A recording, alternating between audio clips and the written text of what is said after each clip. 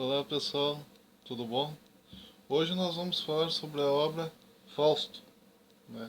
Escrito pelo grande escritor Johann Wolfgang von Goethe. Tá? Tem muita gente que pronuncia o nome desse autor como sendo Goethe, né?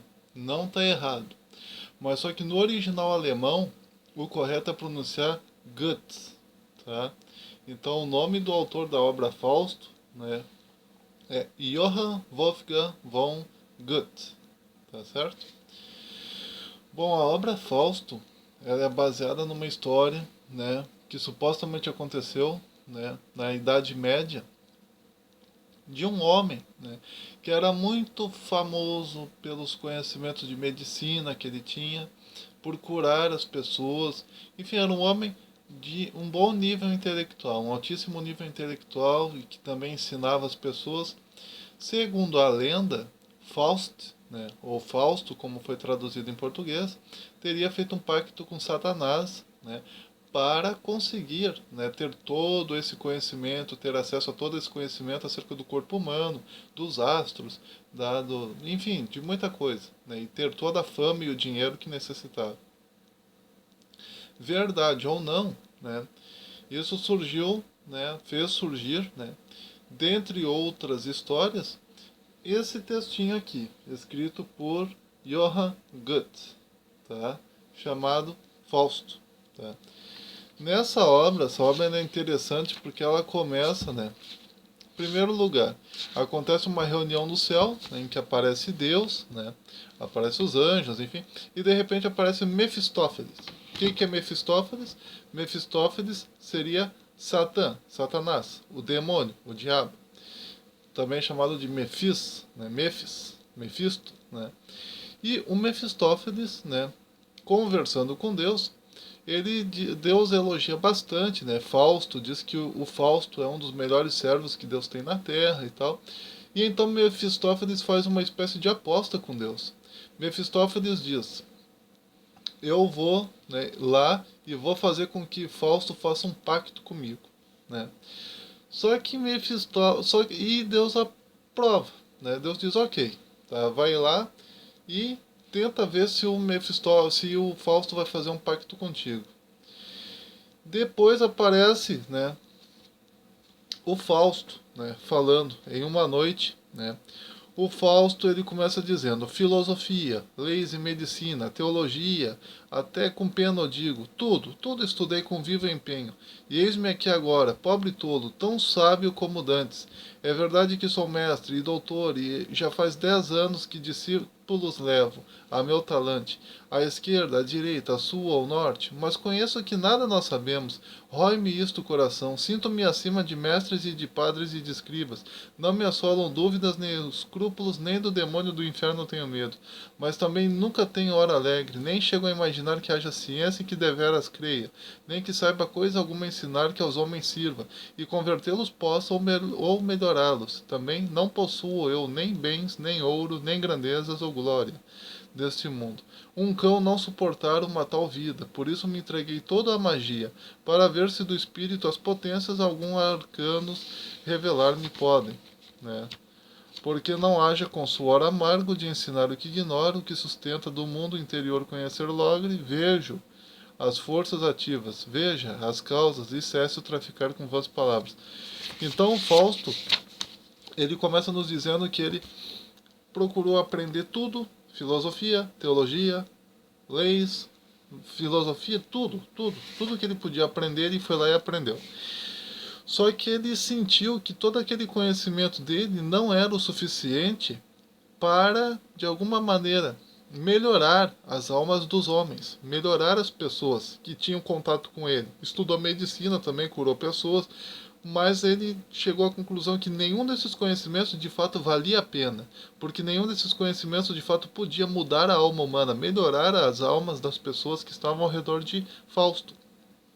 Então Fausto, na tentativa de buscar esse conhecimento, o cerne da vida, né, na tentativa de alcançar o cerne da vida, o sentido da vida, alcançar algum nível de conhecimento que fosse tão profundo que atingisse o cerne da vida e ao mesmo tempo melhorasse as almas dos homens, ele acabou apelando para a magia, começou a ler Nostradamus, começou, enfim.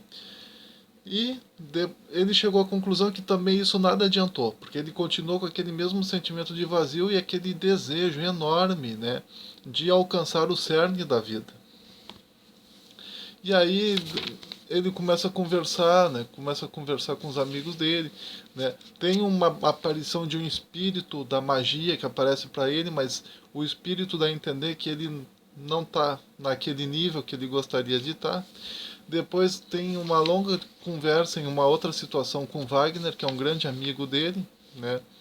Fausto, ele planeja cometer suicídio por causa desse sentimento de vazio interior, né? Ele chega a pegar uma ampola, né, para cometer suicídio, uma ampola, não, um frasquinho, né, contendo veneno, mas ele acaba desistindo da ideia.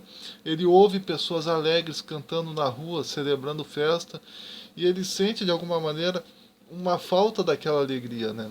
Mas ele acaba não cometendo suicídio e ele conversa com o Wagner, que é o amigo dele. De repente, né, ele está na rua conversando com Wagner, é um campo aberto, enfim, e de repente ele vê um cachorro, né, um cão preto, né, vindo na direção dele, e esse cachorro preto ele andava em círculos, né, ao redor, né, dele e do Wagner. E à medida que ia girando o cachorro ia se aproximando cada vez mais, até que chegou um momento em que de fato o cão, né, se enroscou nas pernas do Fausto, né? Começou a se enroscar nas pernas do Fausto, começou a latir, enfim. Só que aquele cachorro, na verdade, era o Mefistófeles, né? Quando o Fausto foi para casa, o Mefistófeles foi junto, né? E aí foi que o Mefistófeles ele se revelou, né? O Mefistófeles ele foi aumentando de tamanho, aumentando de tamanho, aumentando de tamanho, até que de repente o Mefistófeles se revelou, né?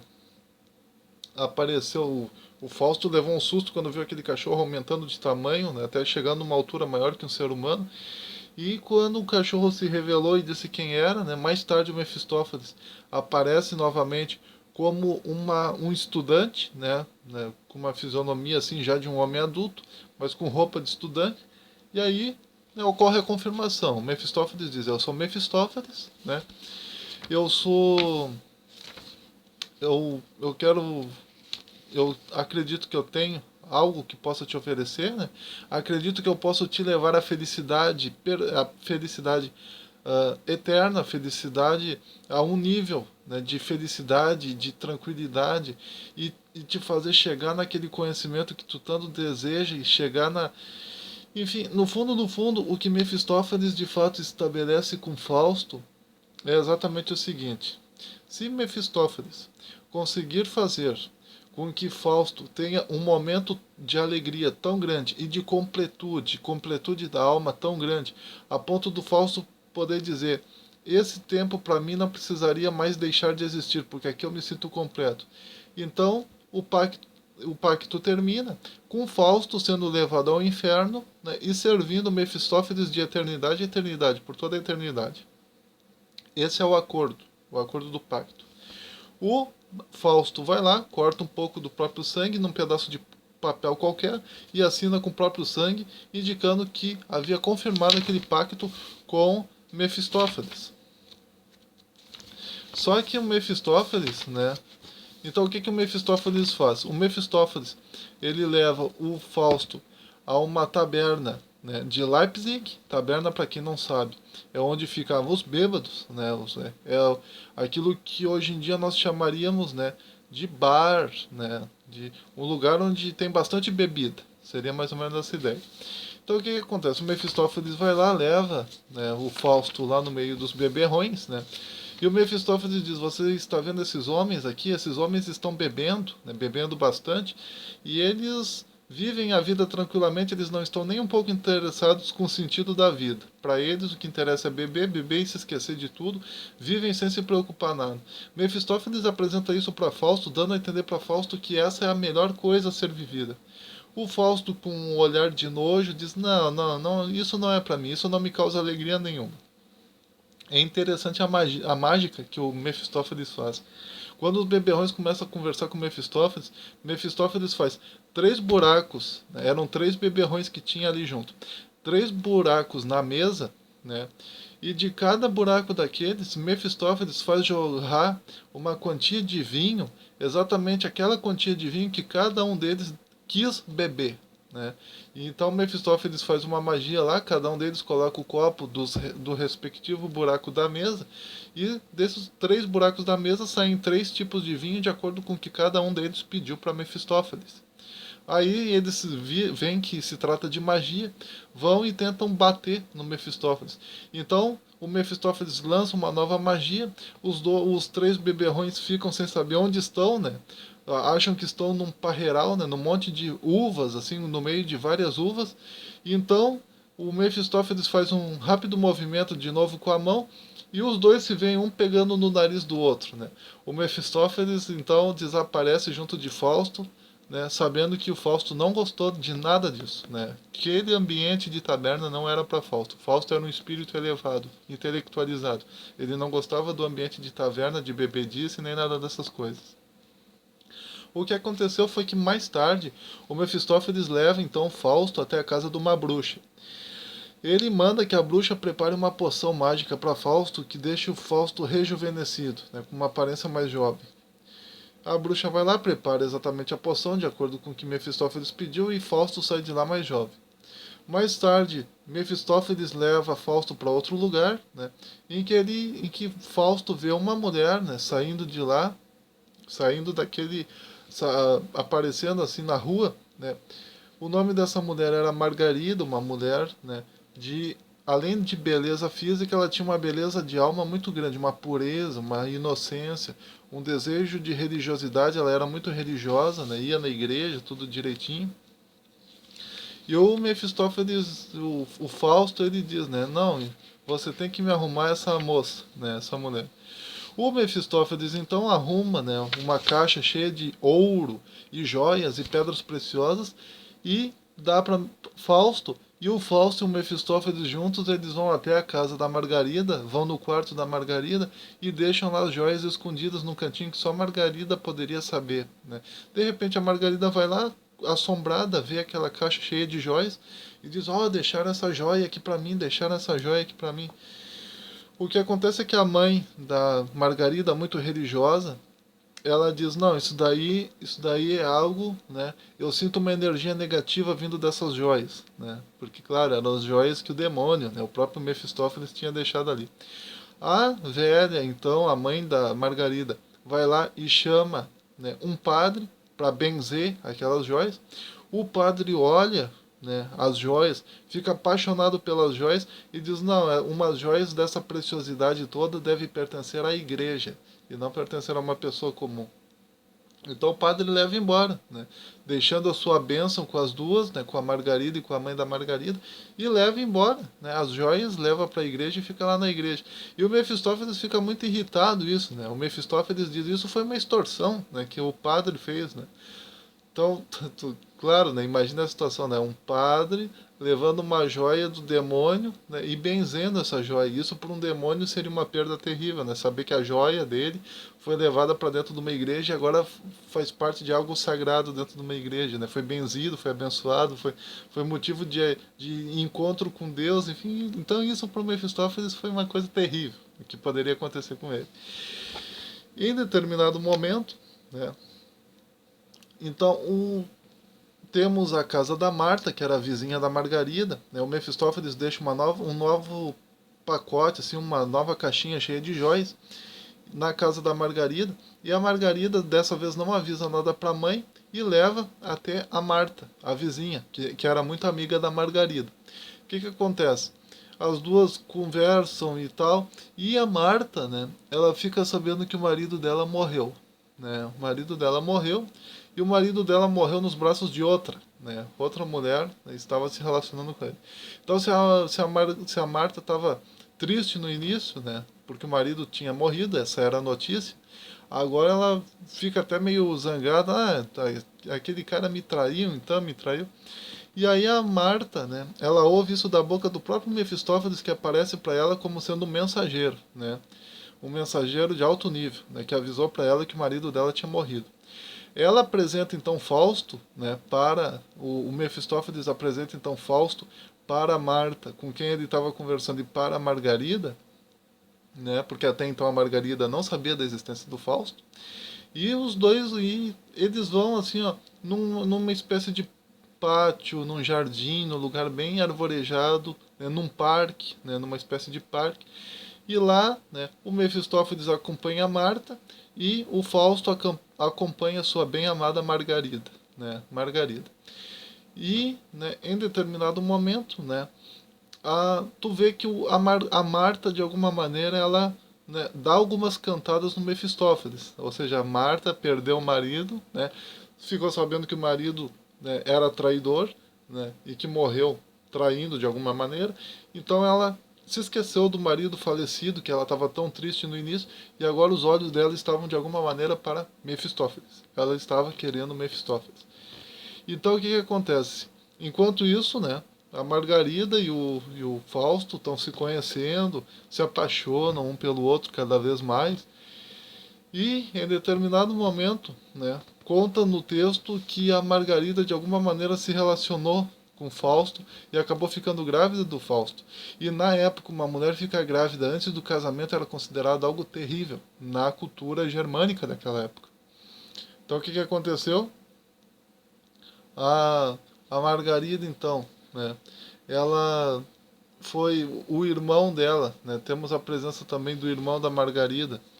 O irmão da Margarida, ele desafia Fausto para um duelo, né, o Mefistófeles ajuda Fausto a matar o irmão da Margarida, né, e no finalzinho, né, tu tem a Margarida, de alguma maneira, ela, o bebê nasce, né? O bebê dela nasce e ela afoga de alguma maneira a criança no rio, né?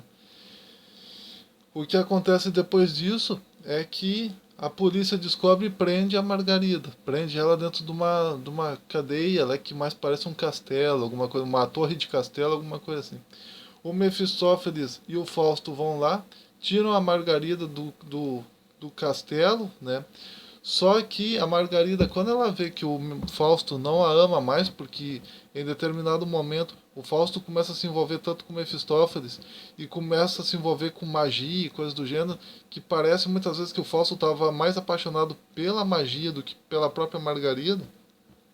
O que acontece é que a Margarida, quando ela vê que ela está sendo ajudada por Mefistófeles, que era o demônio, que ela não tinha gostado desde o primeiro olhar ela tinha sentido uma energia negativa vinda de Mefistófeles. O que acontece é que ela clama a Deus, né, ela faz tipo uma oração a Deus, e aí o Mefistófeles fica meio assustado de ver ela orando a Deus, e aí ouve-se uma voz como se fosse de coros celestes dizendo: a alma dela se salvou. Né? E é assim que termina o texto. Tá? Então é interessante que esse texto, ele, lembrando que o texto Fausto, né, do Goethe, né, do Johann Goethe, ele está dividido em duas áreas, a primeira parte e a segunda parte. Tá?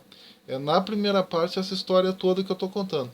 Tem na primeira parte, tanto na primeira quanto na segunda, uma espécie de Walpurgisnacht, ou seja, a festa da Walpurgis, né?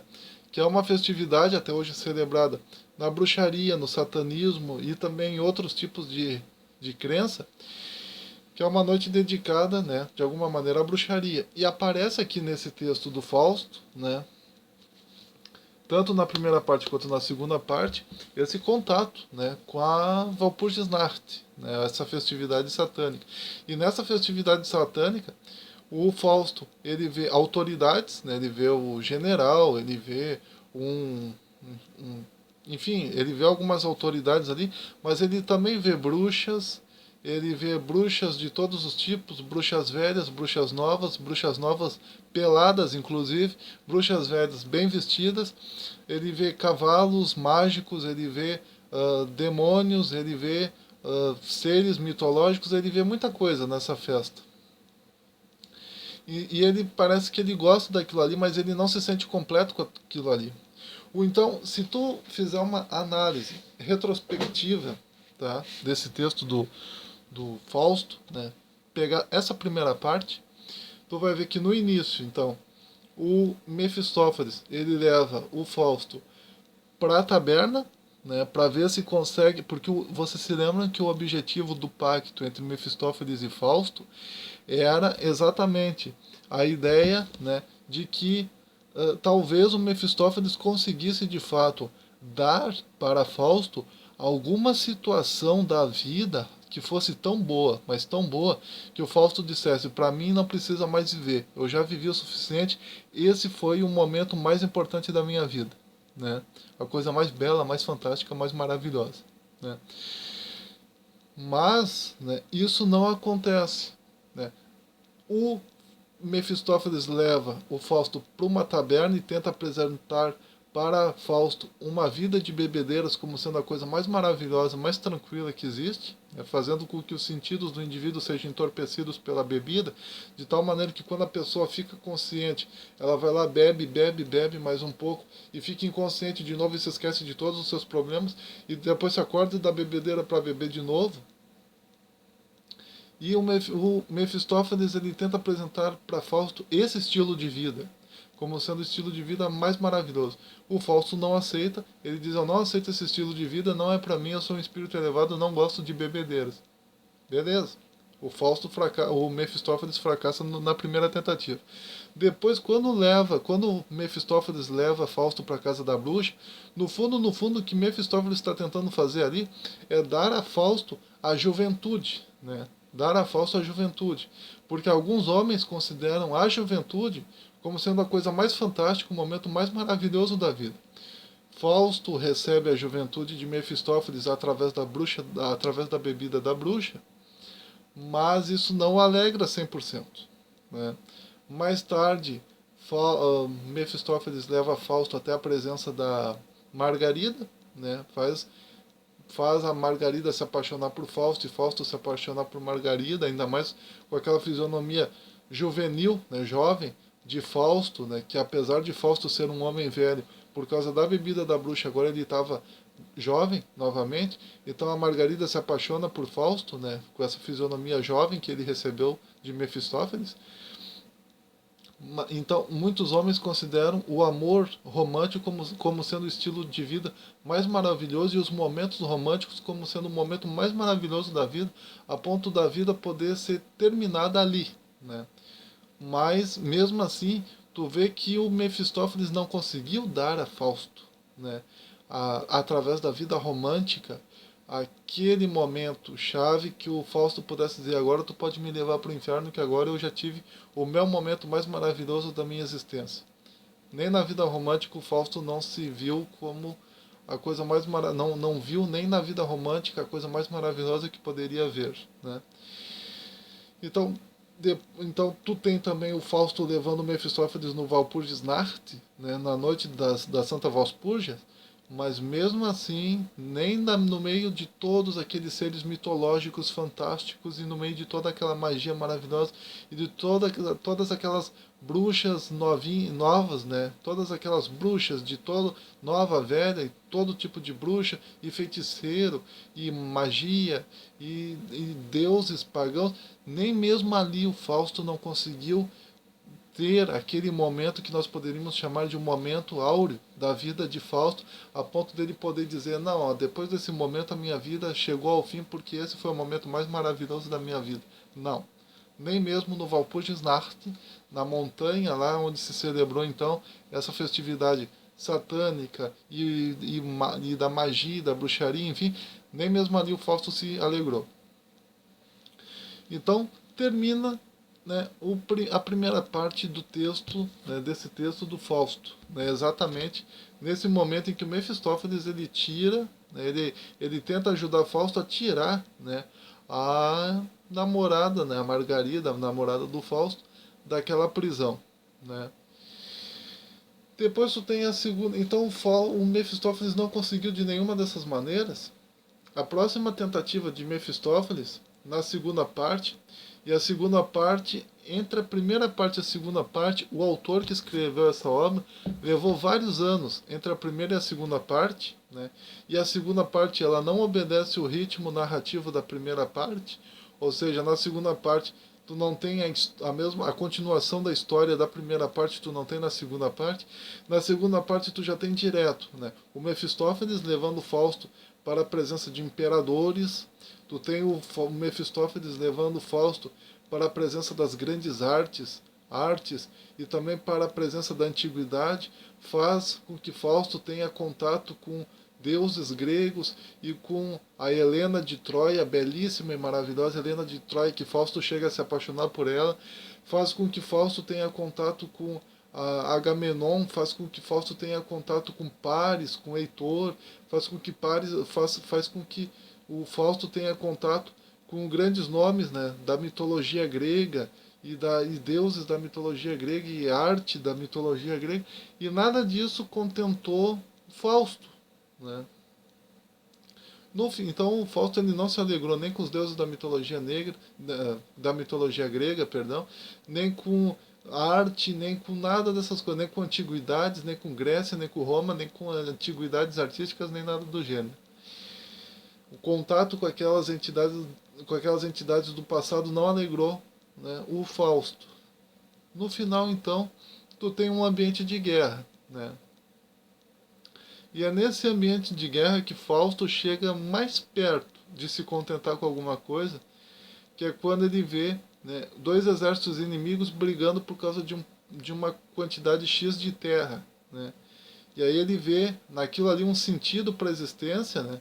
No sentido de alguma maneira de você lutar por alguma coisa. Seria mais ou menos essa ideia, lutar por aquele quinhão de terra, por aquela porção de terra.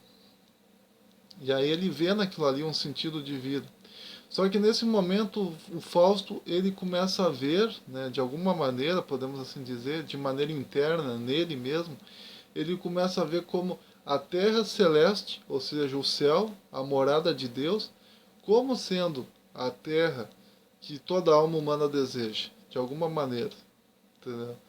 E aí ele passa a desejar o céu, de alguma maneira. Aquela luta que ele vê faz com que ele não se interesse por aquela luta em si, mas pelos motivos espirituais, digamos assim, que levaram aquela luta, que levaram aquela batalha.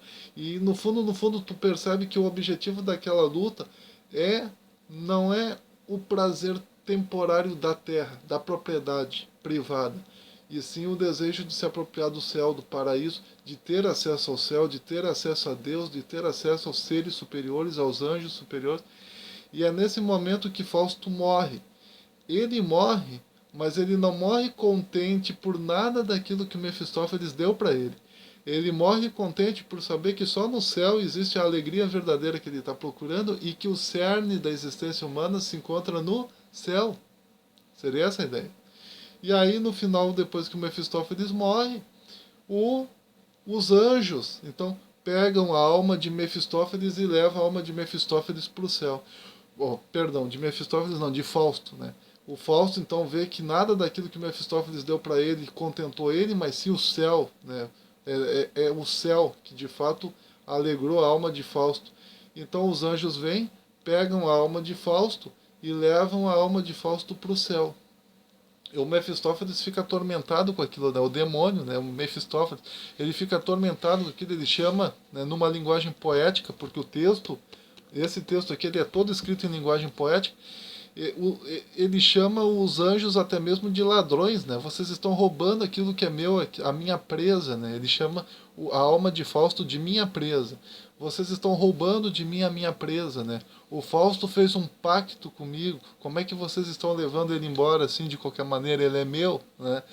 Só que no final, né, tu vê a explicação dos anjos para Mefistófeles. Nada alegrou a alma de Mefistófeles, a alma de Fausto, melhor dizendo. Nada alegrou a alma de Fausto. Só o céu pode de fato alegrar a alma de Fausto, né? Só Deus pode de fato alegrar a alma de Fausto. Só, né, as coisas do céu, que no fundo era o que realmente a alma de Fausto estava procurando desde o início, era aquele conhecimento que a alma de Fausto estava desejando desde o início, que fosse capaz de mudar a alma humana, né? Era o conhecimento de Deus, que Fausto de fato estava desejando. Ter conhecimento de Deus, se aproximar de Deus, né? Conhecer os mistérios de Deus. no fundo, é esse o sentido da vida de alguma maneira, né? Por mais que fique na dúvida, né, qual é o sentido da vida, porque o Fausto ele não fala para nós qual é o sentido da vida, apesar de no fundo ele ter descoberto, pela maneira como os anjos levam ele para o céu e as palavras dos anjos, né, no finalzinho do texto, nos dão a entender que de fato o Fausto chegou a essa conclusão, né? Que o verdadeiro sentido da vida humana é se aproximar do céu, é se aproximar de Deus, é ter contato com Deus. E termina a obra, né? A magnífica obra Fausto, né? A segunda parte. Então, termina a primeira e a segunda parte, e esse é o fim do texto todo, né? Então, quer dizer, é uma obra fantástica, né? Sem dúvida alguma é uma obra fantástica, né? Eu confesso para vocês que eu preferi a primeira parte do que a segunda parte, né? A segunda parte aparece muitos seres mitológicos e tu pode acabar meio que te enrolando no texto, né? Então tu tem que ler com mais atenção a segunda parte. Já a primeira parte é mais tranquila. Então, né, o Fausto talvez seja baseado no livro de Jó, né, na conversa entre Deus e o diabo. O Fausto, então, como eu já disse, sentia um vazio interior muito grande, mesmo já sendo mestre, doutor e ter tido vários discípulos de sabedoria. Então ele resolveu apelar à magia, ao oculto, à astrologia e a Nostradamus, inclusive. No final da primeira parte da tragédia, Margarida foi colocada no cárcere e Fausto foi com Mefistófeles tirá-la de lá, como eu já falei aqui. Então, na primeira parte eu pude ver que após o Dr. Fausto conseguir cursar todos os cursos da época, ser mestre e doutor, curar pessoas e ministrar aulas, a, a, a, o vazio interior, né, apelar, né, para o vazio interior, para a magia, religião e o ocultismo, e no fim fazer pacto com Mefistófeles, ele só conseguiu se sentir completo interior e exteriormente, não, de alguma maneira, quando na primeira parte parece que foi quando que ele se apaixonou pela Margarida, mas não, né? Como eu já disse aqui, nem isso não alegrou ele, né? Então, na segunda parte é um momento em que Mefistófeles cura o pé de alguém com uma pisada, né? Ele pisa, né? O Mefistófeles, que é o demônio, pisa no pé de alguém e cura aquela pessoa, né? Mefistófeles fez aparecer os espíritos, né? Fantasmas de Paris e Helena de Troia, né? Que talvez seja uma crítica, pode ser também uma crítica de Goethe, né? Ah, como algo demoníaco, né? Como sendo a mitologia algo demoníaco, né? Que era a imagem que muitos cristãos na época de Goethe tinha acerca da mitologia, né? Como algo demoníaco. O autor pode ter se utilizado dessa estratégia para mostrar que o romantismo dele, de alguma maneira, era uma espécie de retorno, exatamente aquilo que as pessoas consideravam como demoníaco, que era a Grécia Antiga, né, os elementos da Grécia Antiga. Né. O Wagner, no laboratório, cria um homúnculo, né, um pequeno homem, dentro do vidro. Né. A presença do Mefistófeles dentro de um laboratório com um cientista pode ser uma forma sutil de dizer que há algo de satânico e demoníaco na ciência. Né. Pode ser que sim, pode ser que não, né? Isso fica em branco. No final, os anjos então levam a alma de Fausto para o céu. Após a leitura da obra, pude ver uma possível apresentação, né, dos deuses gregos como demônios, de alguma maneira, pois Mefistófeles aparece sempre junto deles. Né. Talvez esses deuses sejam também uma marca romântica de Goethe, querendo dizer que ele quer fazer algo grandioso, como a Ilíada, a Odisseia, Lisístratas, etc. Né. Uma bela obra que não deve ser lida por né, uma boa obra que deve ser lida, né, por qualquer pessoa que de fato ame e aprecie a literatura. Já teve estudiosos, né, que disseram que Goethe, né, o autor da obra Fausto, né, ele era teosofista, né, ele era adepto da teosofia. Eu já falei aqui nesse canal, né, sobre Helena Blavatsky, que foi a mãe da teosofia, inclusive, segundo alguns estudiosos. Ele era adepto de uma espécie de teosofia pré-Helena Blavatsky. Né? Ele era adepto da teosofia. Lembrando que a palavra teosofia, né, teo significa Deus, né, e sofia, né, significa sabedoria. Então, sabedoria de Deus, saber Deus, conhecer a Deus. Então, o objetivo da teosofia seria conhecer a Deus, né, segundo o significado da palavra teosofia. Então, o Goethe, né, o autor da obra Fausto, ele tinha muito essa questão dele desejar conhecer Deus, por isso que ele era membro da teosofia, né? Ele queria conhecer Deus através da intelectualidade, através de experiências sobrenaturais, enfim, mas ele queria ter esse conhecimento de Deus, que para Goethe, né, o verdadeiro sentido da vida é um homem, né? Um homem só está completo quando ele conhece a Deus, quando ele tem experiências com Deus, quando ele tem conhecimento da existência do sobrenatural, dos espíritos, enfim, quando essa pessoa ela tem contatos, sobrenaturais com Deus e também com os espíritos, enfim, e também um certo nível de intelectualidade, né? Tanto relacionado à filosofia quanto relacionado a outras áreas da ciência, como também a própria teosofia. Então, de alguma maneira, a partir da hora em que tu conhece essa forma de perceber, né, de Goethe, né, acerca de Deus e da realidade das coisas, muitas das ideias de Fausto passam a ser a ter um motivo e a ser compreensíveis, tá certo? Você passa a entender por que que o Goethe escreveu algumas coisas nesse texto, né? Quando tu entende que ele era adepto da teosofia, né? E digamos assim, de algumas formas de ocultismo da época também, né? Então, pessoal, tá aí, né? Mais uma obra para nós apreciarmos, lermos, né? Estudarmos. É uma obra muito bonita, né? Tem cerca de 400 e...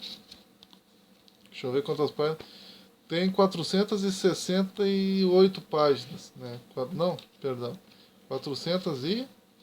485 páginas no total esse livrinho, né? Mas vale a pena ser lida, né? É um texto poético, é todo em forma de poemas, então tu consegue ler ele rapidinho, tá certo? Então vale a pena ser lido, vale a pena ser apreciado, vale a pena ser estudado, vale a pena ser analisado. Então compartilhe esse vídeo, né? Leia esse livro, dê o seu joinha, se inscrevam, né? Um forte abraço e até mais.